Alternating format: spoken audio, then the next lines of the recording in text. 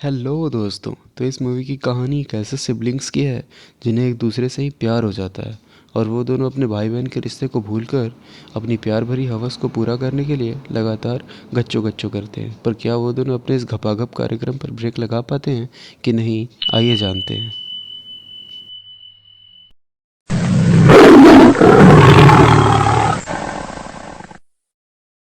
तो मूवी शुरू होती है और हमें चार्लोट दिखाई जाती है जो कि एक डांस क्लास में बच्चों को डांस करना सिखा रही थी। शाम को अपने बेस्ट फ्रेंड मार्ट की शादी में जाती है जहां वो सबके सामने अपनी बेस्ट फ्रेंड मार्ट के लिए एक लेटर सबके सामने पढ़ के सुनाती है। उस लेटर में चार्लेट अपनी बेस्ट फ्रेंड के लिए अपनी फीलिंग शब्दों में लिख रखी थी। वो खुद को बहुत लकी मानती है कि मार्ट उसकी बेस्ट फ्रेंड थी।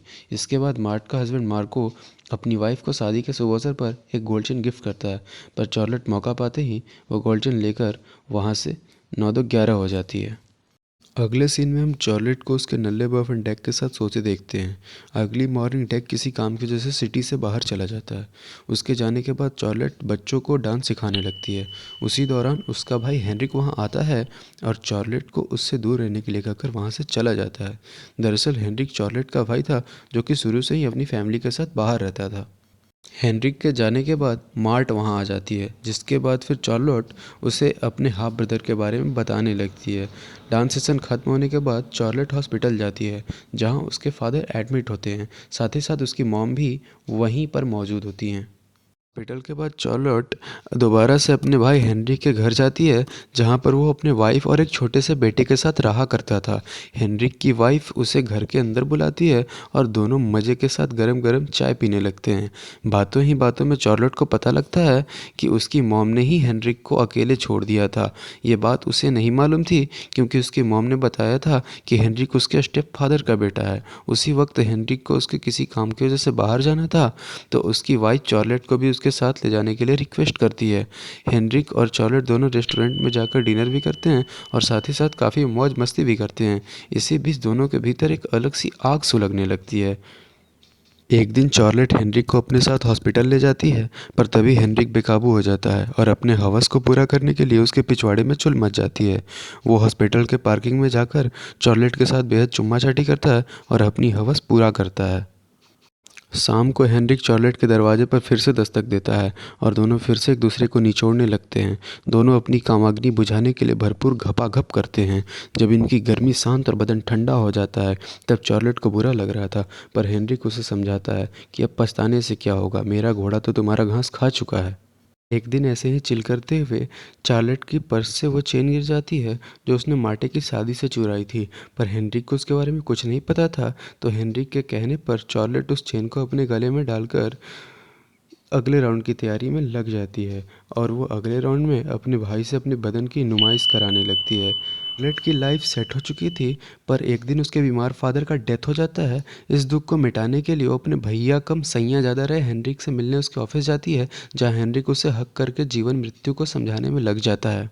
एक दिन मार्टे चार्लेट की मॉम को लेकर फिर चार्लेट से मिलने उसके घर आती है, लेकिन जैसे ही चार्लेट की मॉम को पता चलता है कि हेनरिक भी वहीं है, वह तुरंत वहां से चली जाती है। इधर मार्टे की भी नज़र हेनरिक पर पड़ती है जो कि बाथरूम में छुपा हुआ था। अपने फादर के शोक सभा के दौरान चार्लेट काफ़ी भावुक हो जाती है और बाथरूम में जाकर रोने लगती है। तभी वहाँ मार्टे भी आती है और उसे चुप कराते हुए हेनरिक के बारे में पूछने लगती है, पर चार्लेट उसे कुछ नहीं बताती। तभी मार्टे की नज़र उसकी चेन पर पड़ती है जिसे चार्लेट ने उसकी शादी से चुरा लिया था। तभी चार्लेट समझ जाती है कि उसने उसकी बेस्ट फ्रेंड को खो दिया है। मार्टे भी अपना चेन लेकर वहाँ से चली जाती है।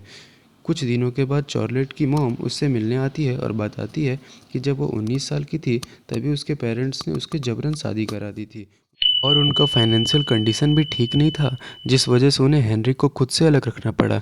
इन सब बातों को जानकर चार्लेट अपनी माँ पर काफ़ी बरसती है, पर इस बात का कोई फ़ायदा नहीं था।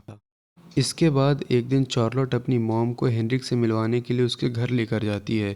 हेनरिक चार्लोट को बताता है कि उसने अपनी वाइफ को डाइवोर्स दे दिया है। इस बात की वजह से चार्लोट को काफ़ी बुरा फील हो रहा था क्योंकि ये उसकी वजह जानती थी। एक दिन चार्लेट की एक फ्रेंड उसे मार्टे के प्रेगनेंसी की रिपोर्ट देती है, जिसे सुनकर चार्लेट को काफ़ी शौक लगता है कि मार्टे ने उसे अभी तक ये बात नहीं बताई। वो तुरंत मार्टे से मिलने उसके घर जाती है, पर मार्टे उसे चेन चोरी की बात को लेकर नाराज़ थी। चार्लेट उसे मनाने की हर संभव प्रयास करती है पर वह अंततः असफल हो जाती है। हार कर चार्लोट अपने घर पहुंचती है, जहां उसका नल्ला बॉयफ्रेंड डैग उसके आने का ही वेट कर रहा था। साथ ही साथ हेनरिक भी वहीं मौजूद था। दरअसल अपनी वाइफ की सील तोड़ने और उसे डाइवोर्स देकर छोड़ने के बाद हेनरिक ने चार्लोट के घर पर ही रहना शुरू कर दिया था। डैग के पूछने पर चार्लोट कहती है कि हेनरिक का उसके वाइफ के साथ झगड़ा हो गया है, इसलिए वो यहाँ पर कुछ दिनों के लिए रहने आया है। पर डैग को उन दोनों भाई बहन के बीच चल रहे घपाघप कार्यक्रम का पता चल जाता है और वो उसी टाइम चार्लोट से ब्रेकअप कर वहाँ से अपने गांव चला जाता है। अब चार्लोट काफ़ी टूट चुकी थी, क्योंकि उसकी बेस्ट फ्रेंड भी उसका साथ छोड़ चुकी थी और उसके बॉयफ्रेंड ने भी उसका साथ छोड़ दिया था। और अपने और हेनरिक के बीच चल रहे अवैध शारीरिक संबंध को लेकर भी चार्लोट काफ़ी शर्मिंदा थी। अपने लाइफ को दोबारा से शुरू करने के लिए वो दूसरे सिटी अपनी पढ़ाई पूरी करने चली जाती है और मूवी यहीं पर ख़त्म हो जाता है। दोस्तों, इस मूवी का नाम था होमसिक। यह एक नॉर्वेजियन मूवी है। इसे 2015 में रिलीज़ किया गया था। इसका IMDb रेटिंग है 5.6। आई होप आपको ये वीडियो अच्छा लगा हो। तो आज के लिए बस इतना ही। वीडियो पसंद आया तो वीडियो को लाइक और शेयर ज़रूर करें, चैनल को सब्सक्राइब ज़रूर करें और आगे मिलते हैं नई वीडियोज़ में। तब तक के लिए गुड बाय।